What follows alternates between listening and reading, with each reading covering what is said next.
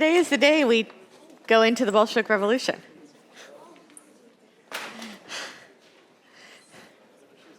We'll keep going over this time period in various lectures, because I'm going to be taking you through the First World War and the Bolshevik Revolution today. And we're always going to be starting back a little bit beforehand and try to explain what's kind of going on as we lead up. But I want to start with, I'm going to start with the theory. And we're not going to actually get to the revolution for another 35 minutes or so. And I want you all to think again about time. We're going to go back to temporality. We talked about Bergson. We talked about Nietzsche. We talked about Marx's idea of time, Hegel's idea of time. Time keeps coming back. And temporality keeps coming back, this concepts of time, the experience of time. Does time flounder around? Does it have a certain direction? Is it punctuated? Does it have duration? Is it continuous or is it discrete? Does it necessarily move forwards in a normative direction, as well as simply a calculated mathematical direction? Today we're going to think about time, and we're going to think not only about directionality. We're going to assume we are now in a framework of time with a very intense sense of directionality. We're in Marxist time. Marx is taking his time from Hegel. Time is moving in a certain direction towards a certain telos. So we're taking it for granted that we're now in a kind of linear and a profoundly directional notion of time. And now we're going to add another element to how we think about time. And that element is speed. The question for today is going to be, can history be rushed? So we have the Hegelian notion of history with a capital H. History has its own dynamic, its own laws. It's not just floundering here or there. We know where it's going. Can we nudge it a little? Can we speed it up? Is there a way to make things go faster?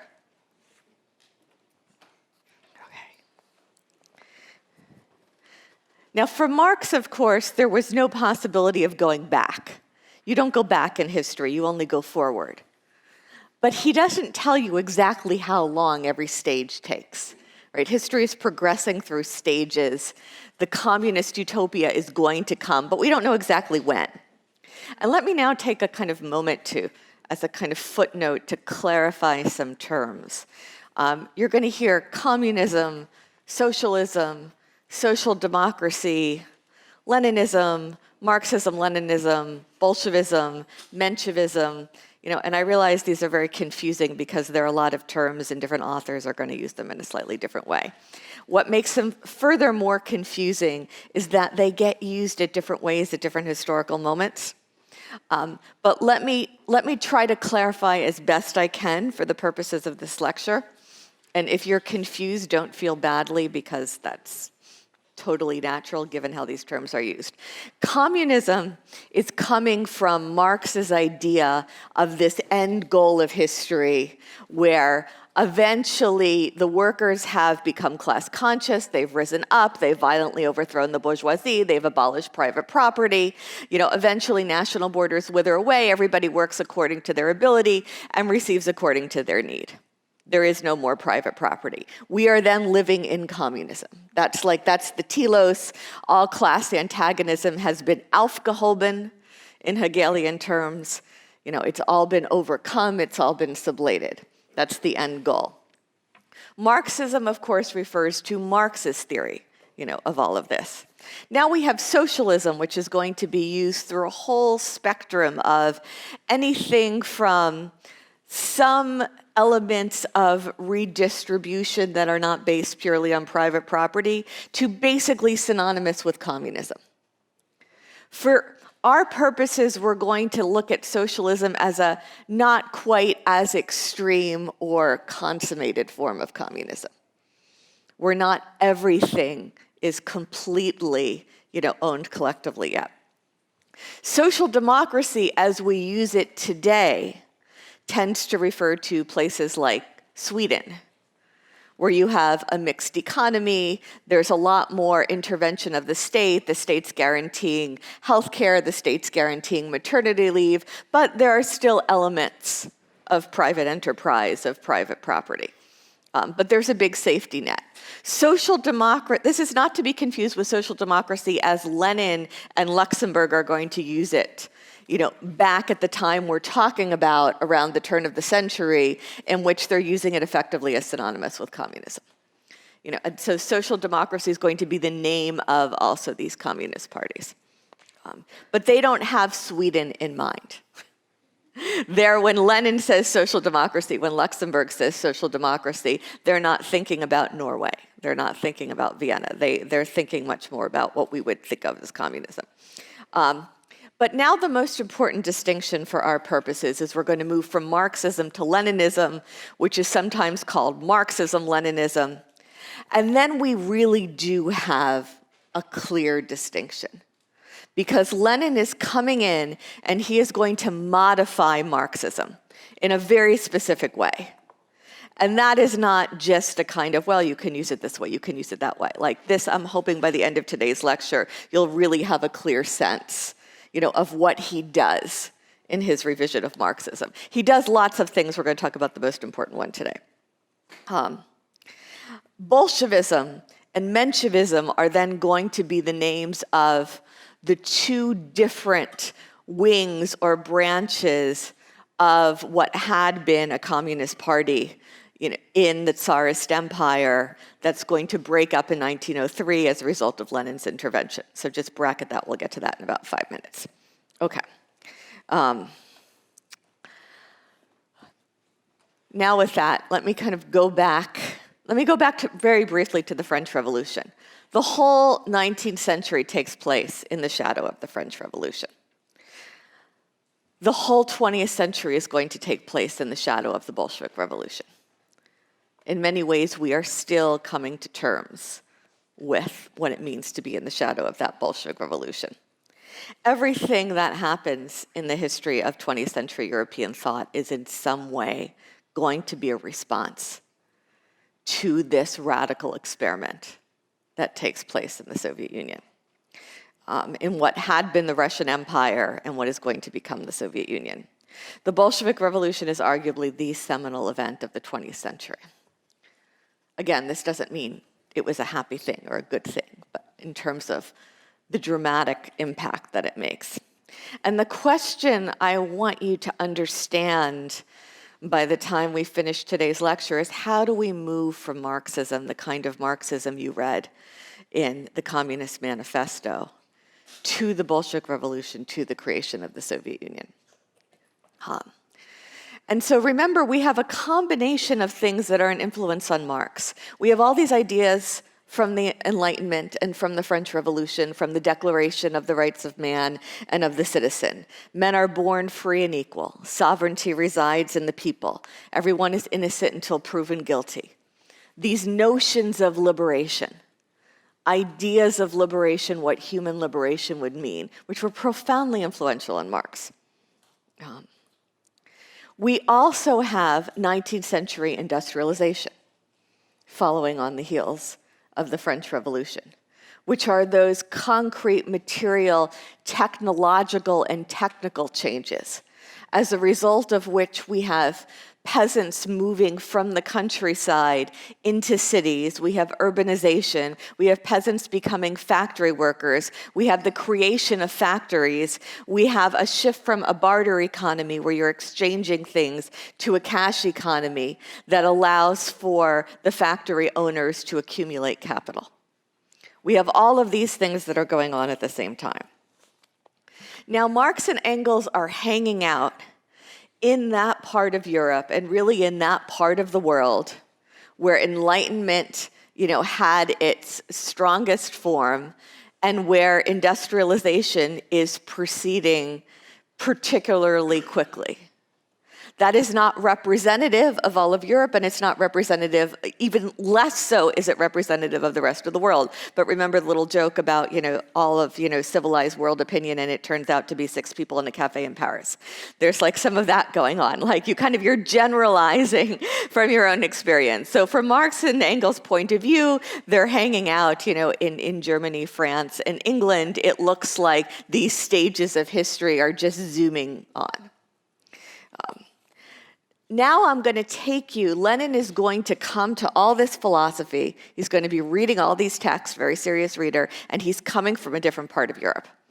And really he's coming from Eurasia if we look at the whole extent of the Tsarist Empire. And the Tsarist Empire, the Russian Empire as it existed in the late 19th century, is kind of a place where modernization is not happening. Or it's happening at a very, very slow, incipient pace. There's a very strong autocratic tradition. There's an entrenched hierarchy. You have a Tsar, you have the nobility, you have the peasantry. The empire is essentially the personal property of the Tsar. We're not in a kind of constitutional monarchy type of situation. We're in feudalism. Capitalism is not there yet. Industrialization is not there yet. The serfs are only emancipated in the Russian Empire in 1861. That is very late in European terms, although still earlier than slavery is abolished in the United States, I would add, just put this in perspective. And even when the serfs are emancipated, the conditions of their emancipation are such that their condition in practical terms doesn't change very much. Between 1867 and 1897, the population of St. Petersburg does double. So people are moving into cities, but they don't have any kind of necessary infrastructure to carry that. You've got excessive crowding. You have epidemics of typhus, of cholera, of syphilis.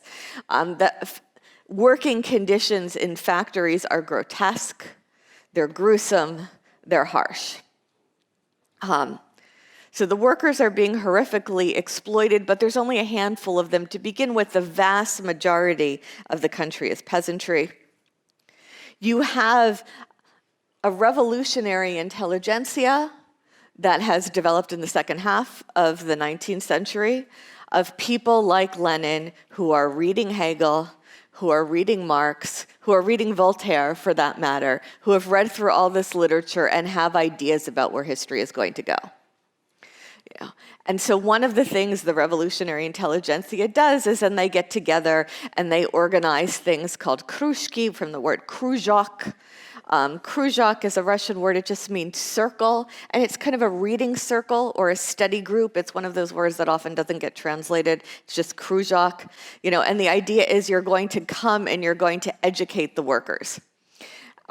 Now, we're talking about people who are living in horrific conditions, who are being terribly exploited, who are working 14, 15 hours a day, who are not necessarily literate. And then you want to get them together after their working day and have them sit for a few hours and study Hegel. I mean, think how difficult it is for you to read Hegel, and you have kind of ideal conditions like at Yale for reading Hegel. So imagine that, you're an illiterate factory worker in the Russian Empire. Like this, educating the workers so that they become class conscious is not moving very quickly. Okay. The short version of this story is that Lenin gets frustrated because it's going so slowly. Yeah. And remember, Marx's whole idea, and this is kind of the trick of the Communist Manifesto, it's obviously normative, that text. Obviously Marx thinks the communist revolution is a good thing. The workers of the world should unite. But it's not just a call for the workers to unite, it's also a prediction, it's a prophecy, it's a philosophy of history. That is what is going to happen. That's why Marx has disdain for for Fourier and Saint-Simon and those guys. Because those guys the utopian socialists are the ones who say, wouldn't it be nice if? Wouldn't it be nice if we got together and took one another into consideration and distributed things more equally and took care not to exploit one another? Marx can't stand that. It's not, it's for Marx, it's not wouldn't it be nice if. It's the science of the laws of history are inevitably, inexorably leading us to this place. It's not about volunteerism. He's not interested in volunteerism. This is history with a capital H. It has its own laws. The idea for Marx is that the workers will naturally become class conscious. They will naturally become class consciousness because, as he and Engels writes, being precedes consciousness. You know, your consciousness is derivative of your objective position in the socioeconomic infrastructure. If you are a worker, you will come to workers' consciousness. Now, to come to workers' consciousness, it's not enough to say, like, you know, my life is miserable. You know, to come to workers' consciousness is to understand the whole. To understand that you can't fix one thing without fixing everything, that nothing can be done in a piecemeal fashion. To come to class consciousness is to understand Hegel, the true is the whole, to understand how all those pieces fit together.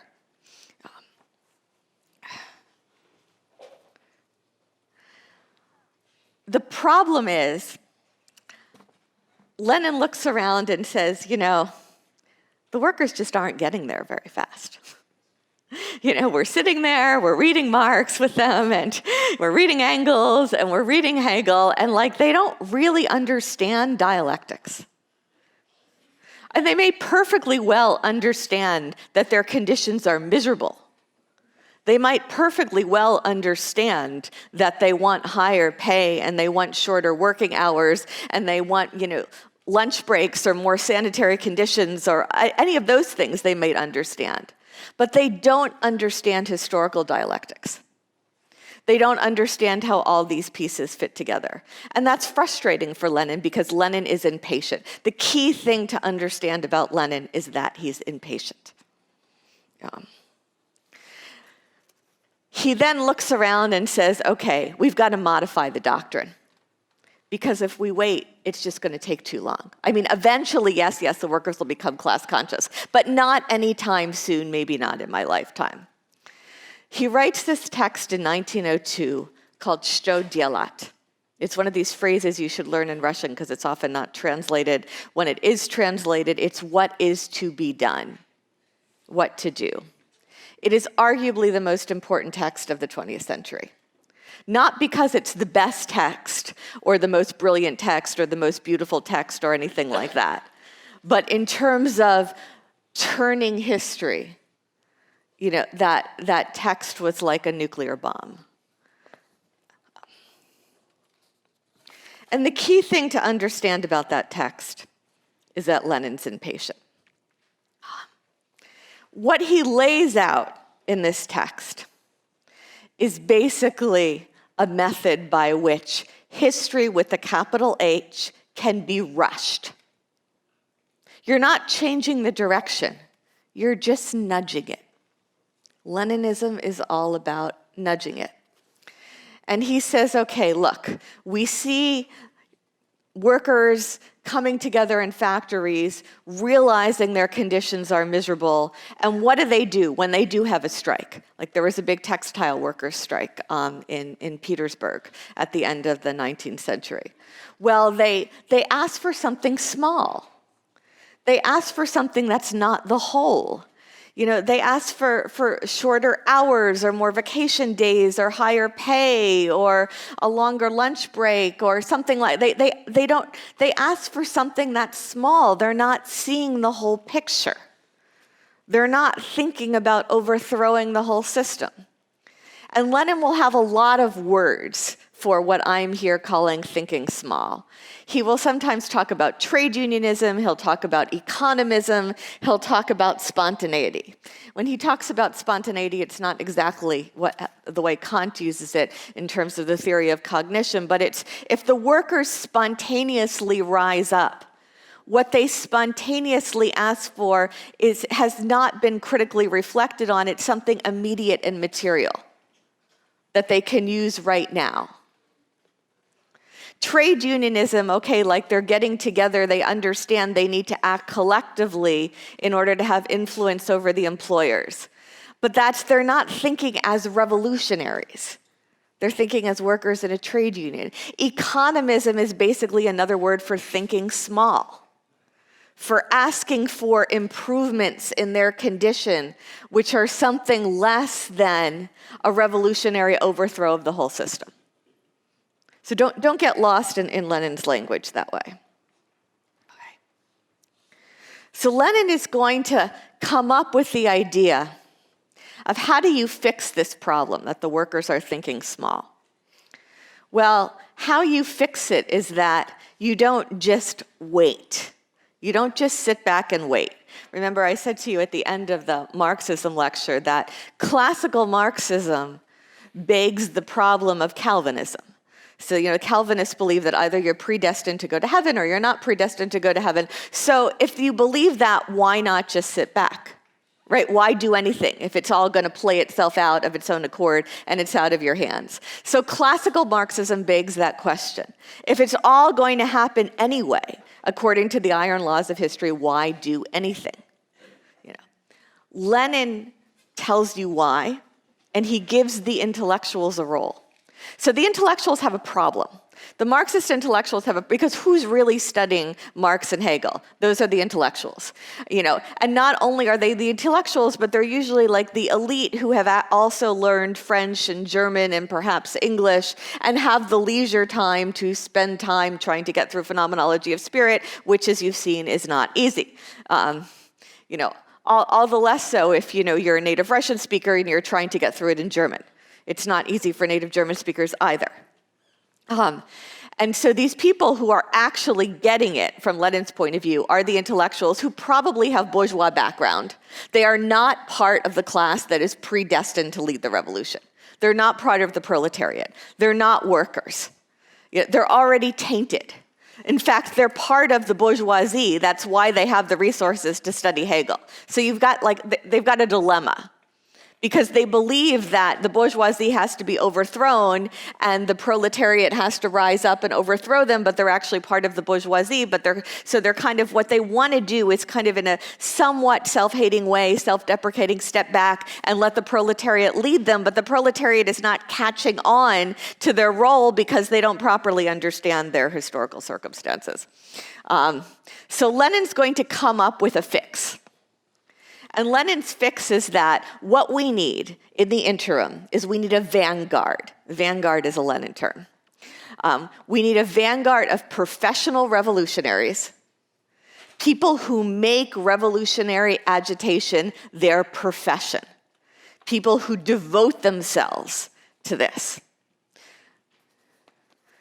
They're going to take class consciousness, the proper understanding of history.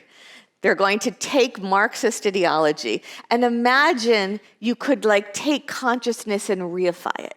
Imagine you could take it and hold it in your hand as if it were a material thing. Could you take it like that and then kind of bring it to the workers like a gift? And thereby jumpstart this otherwise slow pace of history. Leninism is about an elite vanguard of professional revolutionaries, assuming that their origin is in the bourgeois intelligentsia, which makes them tainted, and of course they should hate themselves because they're not actually workers. And they are going to devote their lives to bringing class consciousness to the workers and jump-starting the revolutionary process. This organization, this vanguard of revolutionaries, is going to be the party, the Communist Party, which is going to have various names. When you see party with a capital P, it's a bit like history with a capital H. It's not just any political party. It is the party.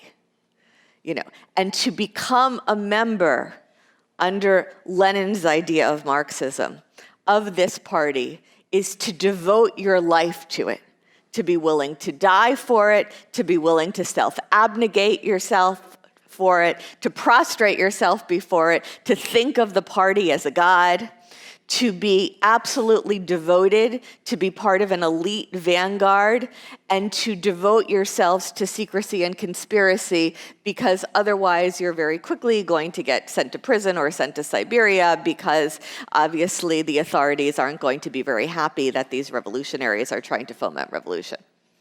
So to be a communist, it's not like, under Lenin, it's not like a kind of hippie, free love, kind of like leftist parking lot of a Grateful Dead concert kind of thing. It's to be absolute, it's to work 23 hours a day in conspiratorial conditions and to devote yourself life and death. There's a kind of mood about it. Lenin's idea is that this is the only way you're going to get class consciousness anytime soon. You've got to push the workers from without. Class consciousness has to be brought to them from without. Otherwise, it's just going to take too long. Okay, I've been talking too much, so let me read you a couple quotes by Lenin. Lenin says, "We have said that there could not have been social democratic consciousness among the workers," by which he means real Marxist communist consciousness from the workers. "It would have to be brought to them from without," Lenin says. "The history of all countries shows that the working class, exclusively by its own effort, is able to develop only trade union consciousness, i.e. the conviction that it's necessary to combine in unions, fight the employers, strive to compel the government to pass necessary labor legislation, etc.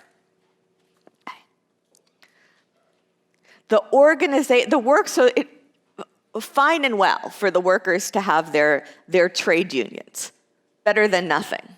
But you also need an organization of professional revolutionaries, and Lenin says this organization of revolutionaries must consist first and foremost of people who make revolutionary activity their profession. This is going to be their life. And the intensity of the devotion is kind of necessary to understand the whole project. That was 1902. That's what Lenin lays out in Что делать, what is to be done.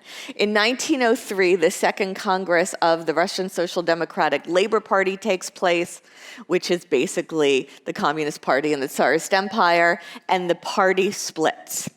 The split in the party in 1903 and the Tsarist Empire is crucial. It splits into the Bolsheviks and the Mensheviks. Those terms, Bolshevism and Menshevism, just come from the Russian words for minority and majority. The majority goes with Lenin's modification and agrees on the need to rush history. The minority called the Mensheviks, takes a more conservative Marxist line and says you have to wait for history to play itself out. History will do its job. You have to trust it. Okay, the big question here is, can history be rushed? I want to now mention, at least briefly, kind of who are the intellectuals who I think are arguably Lenin's most important interlocutors and debate partners on this question, and that's Rosa Luxemburg and Georg Lukács. Rosa Luxemburg is a fascinating, fascinating character in all sorts of ways. She comes from a Polish-Jewish family in a town of Zamość, which at that time was in what today is in Poland. It was in the Tsarist Empire at the time. She's already involved as a teenager in revolutionary activity. When she's 18, she runs off to Zurich to escape imprisonment for revolutionary activity. She is a founder of the Social Democratic Party of Poland and Lithuania. She's later going to leave Zurich for Berlin and become one of the leaders of communist movements there, the German Social Democratic Labor Party. She's an uncompromising radical. She's insanely brave. She's absolutely devoted her whole life, and she's incredibly smart and multilingual. She sees very clearly the difference between the Russian case and the German case. But she is also going to believe that the Leninist modification of Marxism is a mistake. It's a mistake because you have to believe in the laws of history. They will play themselves out. But it's also a mistake because she believes that an elite will always turn conservative in the end. That real energy, real revolutionary energy, comes from the proletariat. You have to trust the workers. You have to trust the workers. You have to let them come to consciousness. History will do its job. She finds Lenin's centralism too close to Jacobinism, too close to those radical centralizers in the French Revolution who are responsible for the terror in 1793 and 1794. She believes it too much separates the party leadership from the actual workers it represents.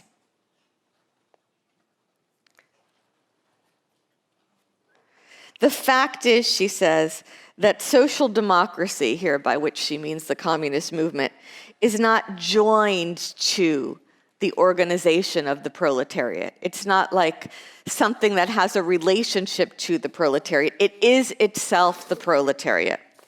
The ultra-centralism, she writes, asked by Lenin is full of the sterile spirit of the overseer. It is not a positive and creative spirit. Lenin's concern is not so much to make the activity of the party more fruitful as to control the party, to narrow the movement rather than to develop it, to bind rather than unify it.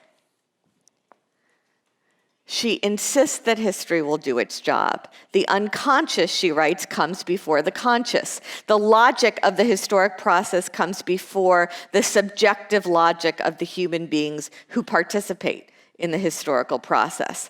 The tendency is for the directing organs of the Socialist Party to play a conservative role. So she's going to criticize the Leninist modification on two grounds, one of which is you have to respect the stages of history. You have to let history go through these stages. And the second is that an elite will always turn conservative in the end. And true revolutionary energy lies with the workers. The next person I want to bring in is somebody of a younger generation, that is Georg Lukács, who is probably the most important Marxist philosopher in Hungary of his generation. And he loves Rosa Luxemburg, but he's going to come out on Lenin's side. In an essay that's not, in fact, published until after the Bolshevik Revolution, History and Class Consciousness, which is a series of essays in which he says that the whole system of Marxism stands and falls with the principle that revolution is the product of a point of view in which the category of totality is dominant. Trade unionism has clearly, to Lukács, demonstrated that it fails to grasp totality. Sometimes you've just got to jump in. Moreover, he's convinced that it's the party who really understands what the workers are thinking, perhaps before they do themselves. And Lukács says, in a word, opportunism mistakes the actual psychological state of consciousness of proletarians for the class consciousness of the proletariat. So there's a kind of distinction between the empirical, how they think they're thinking, and what really, ideally, in some Platonic sense, they should be thinking. And although he loves Rosa Luxemburg, he thinks she underplays the role of the party. Okay. The party for Lukács is the embodiment of class consciousness. It is the unity between theory and practice. We need that iron discipline to make the revolution work. Okay. I'm going to now jump you from 1903, when the party breaks up into the Bolsheviks and the Mensheviks, to 1905 in the Tsarist Empire. People talk about the 1905 revolution. The 1905 revolution in the Tsarist Empire is less an actual revolution and more of a kind of series of strikes, peasant uprisings, workers' protests, demonstrations on the part of all sorts of groups that run the whole spectrum from far right to far left. Workers, peasants, bourgeois intellectuals, people who want a little bit of reform, people who want a revolution. There's a sense of ferment ferment. There's a sense of dissatisfaction. There's a sense of rebellion against Tsarist authority, but there's not a unified direction. It's not so well organized, but it demonstrates that something is happening. In that sense, it's a little bit like 1848 in the Habsburg Empire that A.G.P. Taylor describes as the turning point at which history failed to turn. The 1905 revolution was a little bit like the turning point at which history failed to turn, and yet it was not nothing. Something was set in place. There was a massacre in January 1905 where the police in St. Petersburg under Tsar Nicholas II fired at a demonstration of workers, killing about 130 people, which at that time was a huge number. That massacre leads to radicalization. That massacre is called Bloody Sunday. The various kinds of protests are going to culminate in a general strike in October. It's going to seem that revolutionary or quasi-revolutionary forces are victorious. And Tsar Nicholas II, consents to the creation of a new Duma, which is a kind of parliamentary body. And essentially he agrees to the kind of reforms that would have turned the Tsarist autocracy into a kind of constitutional monarchy.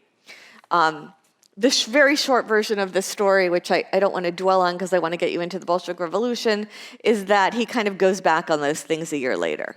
But the precedent was set. He says, okay, there can be, not that I'm leaving, not that I'm giving up power, but there can be some kind of legislative body, some kind of vague check, but then that basically gets undone a year later.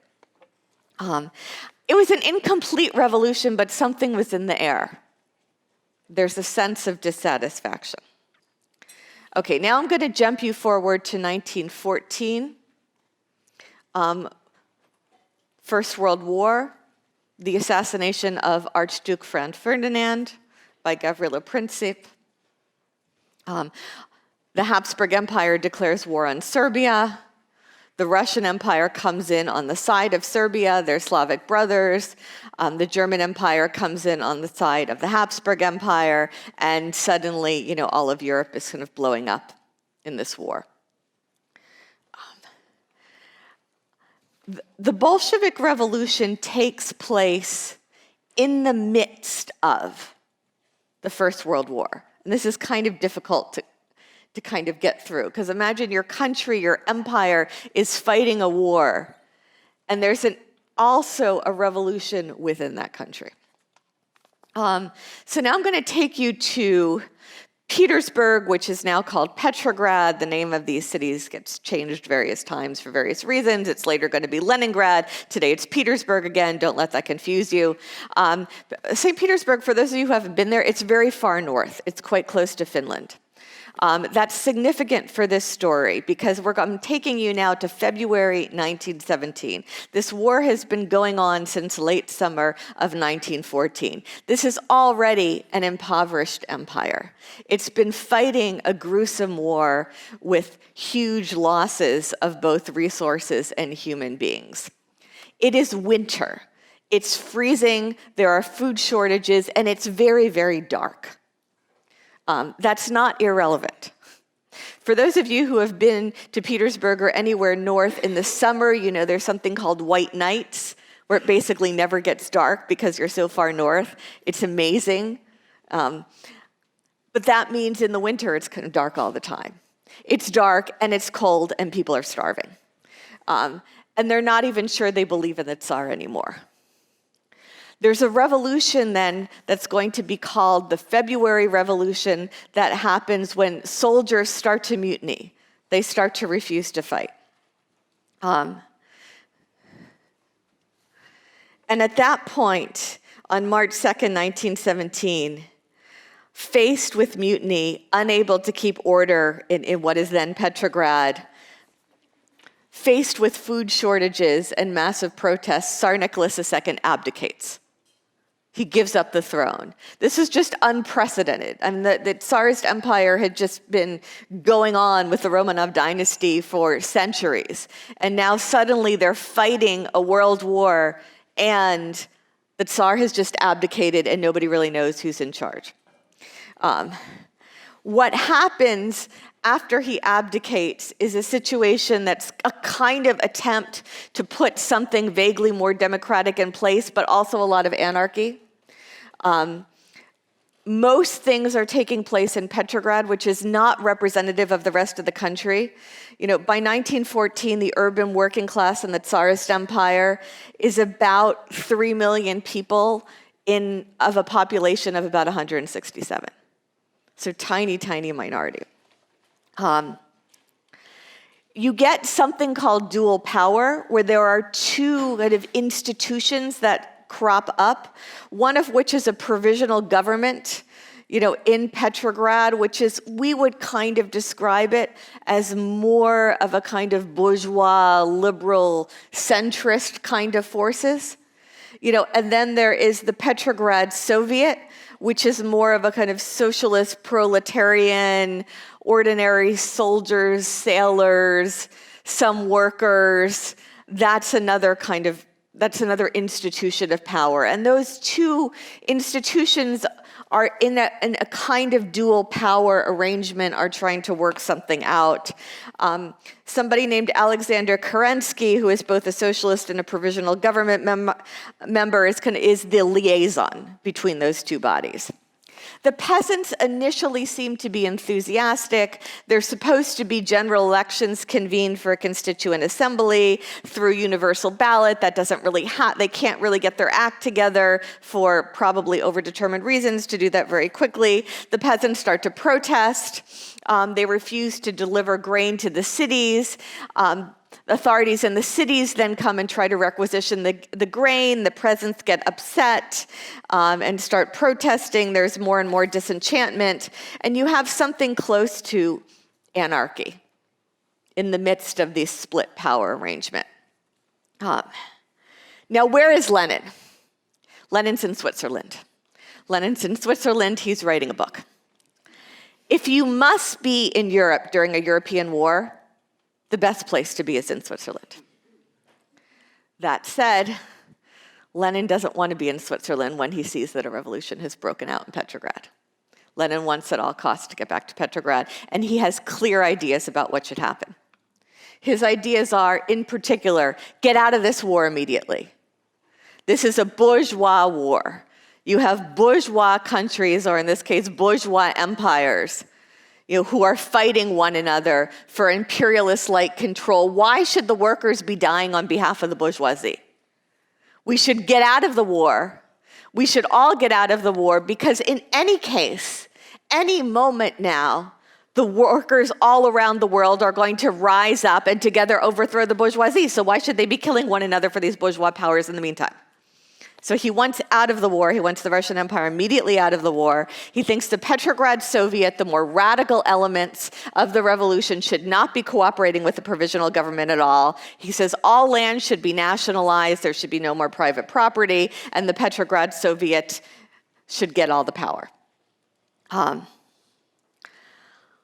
The Germans listening to this say, wouldn't it be great if the Russian Empire stopped fighting us? They have an incentive, therefore, to get Lenin back to Petrograd so he can play a role. They smuggle Lenin in a sealed German train car with some of his Bolshevik comrades all the way through war-torn Europe to Petrograd. Lenin arrives there in April 1917. He arrives there and things are a mess. In June, there's a Congress, an all-Russian Congress of Soviets convened in Petrograd. And there, one of the Menshevik leaders says, listen, we've got 1 million parties here. We're doing the best we can, but is there really in Russia any political party who has the wherewithal in these impossible conditions to say, give me power now, we will take control, we can handle it? And Lenin famously stands up and says, "Есть такая партия." Says, yes, there is such a party. It's the Bolsheviks, it's his party. The Bolsheviks are, as parties go in Russia at this time, very small. Handful of people. But Lenin is very confident. There, a bunch of things happen, which, since I'm running out of time, I won't go into the details of. There's an attempted coup by somebody named General Kornilov from the right. It fails. There's more anarchy. In the meantime, the Tsarist army is continuing to fight the Germans. People are continuing to die. There's more and more Bolshevik power in both the Petrograd Soviets and the smaller Soviets elsewhere.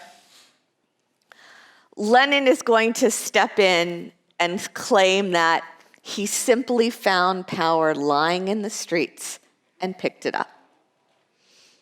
And in conditions at which nobody could have possibly known what to do, he denounced compromise and insisted on radicalism at once. Slavoj Žižek, when maybe almost 20 years ago now, he published a collection of Lenin's writings from right at this time, from 1917, with a very long graphomaniac-type Slavoj Žižek introduction. And what Slavoj Žižek admires in Lenin is the chutzpah. It's the audacity to walk into a situation when no one knows what's going on and just take charge and say, okay, this is the moment. This is the moment, we do it now. When the Bolsheviks took power in October 1917, they were a tiny minority. They represented a metaphysical proletariat. It was not a workers' revolution. There were not enough workers to have a workers' revolution. It was not a revolution of workers. It was a revolution on behalf of workers. And it wasn't even a revolution on behalf of actually existing workers. It was a revolution on behalf of the workers who would come into being as soon as we could kind of rush these stages of history along and get some industrialization going. So they literally represented a metaphysical proletariat. On the night of November 6th to 7th, by the current calendar, the Bolsheviks took over the Winter Palace in Petrograd. Lenin then goes on to make a separate peace with the Germans at Brest-Litovsk in 1918, which he believes is insignificant because he really believes that any moment now, an hour from now, a day from now, a week from now at most, all of the workers all around the world are going to rise up and overthrow their respective bourgeois governments. So any deal now he makes with the Germans is basically meaningless because there's about to be a worldwide workers' revolution.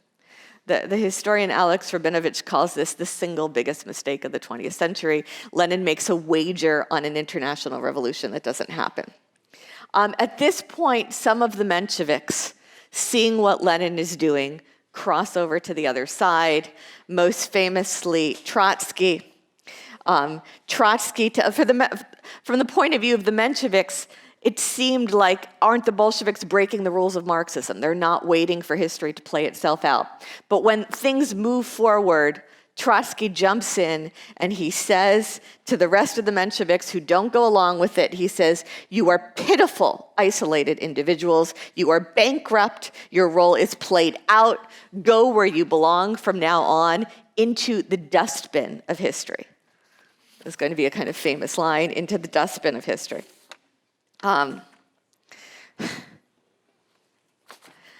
Okay, I only have 2 minutes left, so I won't take you so far into what happens afterwards, but suffice it to say that the idea of worldwide workers' revolution did not seem as crazy then as it does now.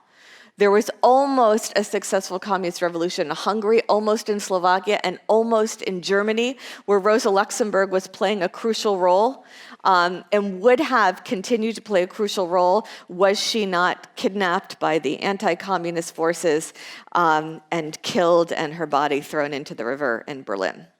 In fact, if you go to Berlin, you can see there's a little plaque in the spot in the river in the park in the center of Berlin where you can see where Rosa Luxemburg and his comrades' bodies were thrown into the river. What is going to follow with Lenin's creation of the Soviet Union is the largest, most far-reaching, most penetrating social engineering experiment ever to be performed on mankind. We are in some ways still grappling with simply the enormity of the experiment. You know, it was an attempt not just to remake a government and not even just to remake a society, but actually to re-engineer human beings. We're still grappling with the enormity of that. We're still grappling with the enormity of the catastrophe. We're still grappling with how too much faith in human perfectibility can take you right into the torture chambers. But I want to leave you, not with that as your last thought, but with a thought about historical contingency. It really is it's a historical episode that illuminates what is sometimes the extraordinary role of individuals. And I want you to think back now to February 1917, all of this upheaval in freezing cold, dark, starving Petrograd. Lenin in Switzerland writing a book. He decides to try to get back. The Germans agree to smuggle him in that sealed German train car because they want to get rid of the Tsarist Empire's fighting them. I mean, it's bad enough they're fighting on two fronts. And I want you to think about this. Anything happens to that sealed German train car, and Lenin does not get to Petrograd in April 1917. And I think there's arguably no Bolshevik revolution in the whole 20th century as we know it. Doesn't happen. Okay, I'll see you on Wednesday.